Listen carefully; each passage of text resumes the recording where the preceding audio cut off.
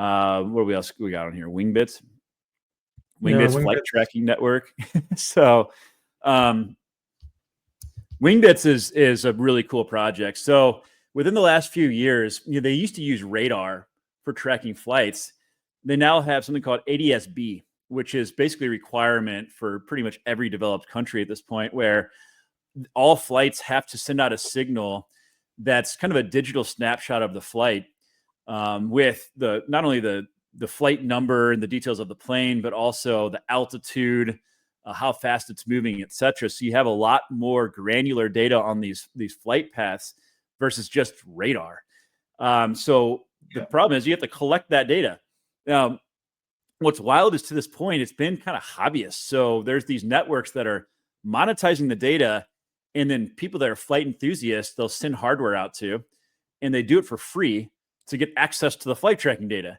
The problem with that, though, is there's really no financial incentive for them to make sure they have an optimized setup, or that they have good uptime, for example. Wingbits is flipping the script there. So using a token incentive model, again, people have an incentive to have a good deployment, optimize that deployment, put it up high on the roof, make sure they have good uptime, et cetera, and are capturing really good data. So this data is really valuable.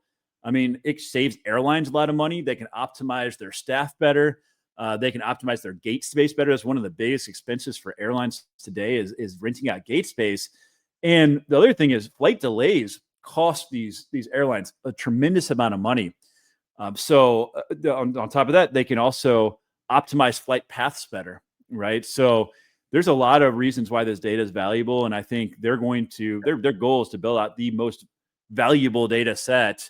They also launched a satellite recently to get better data when they're crossing oceans and stuff. You don't have the data capture on the ground there. So pretty cool stuff. What's that?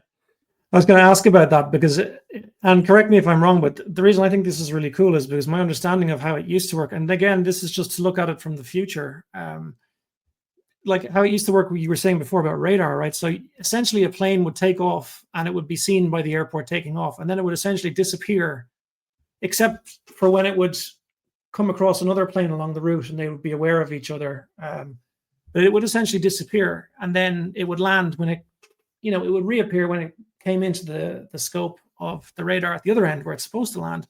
So if a plane went missing, if it just didn't arrive for some reason, like you wouldn't necessarily even know until a certain amount of time went by and they're like, shit, that plane should have arrived. Where is it? Like, oh, it must have crashed into a mountain or whatever.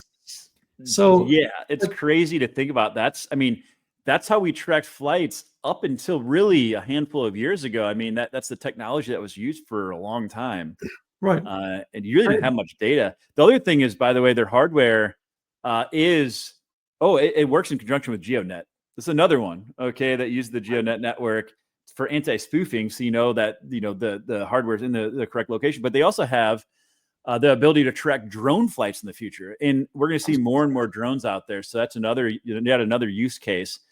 If we arrive at a place where you can get a drone taxi to literally land in your back garden and take you from somewhere, it necessitates, just for airspace control, it necessitates you being able to know much more granularly than simply near an air traffic control tower, which might be, could be anywhere.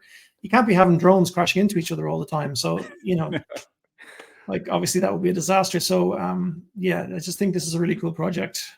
Yeah, it's going to be great. We're already at the point now where drones are starting to deliver packages like that. That's here. Okay. Yeah. And then it's that airspace issue. You have to be able to track these drones. So this is going to be big. And I do have an interview with Robin as well, their founder, on my channel.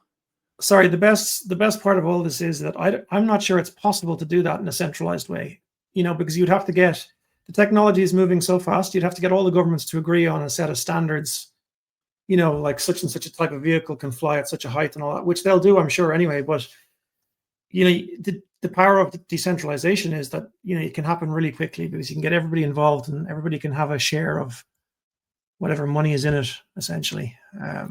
For sure. I mean, the way the way they've tracked them before Wingbits was decentralized. Again, like these centralized companies just sent the hardware out to hobbyists that put it on their roofs. Yeah. But they weren't getting any capture of that revenue. I mean, they were literally just like, hey, stick this hardware up and we'll give you the ability to track flights. I mean, that was their incentive.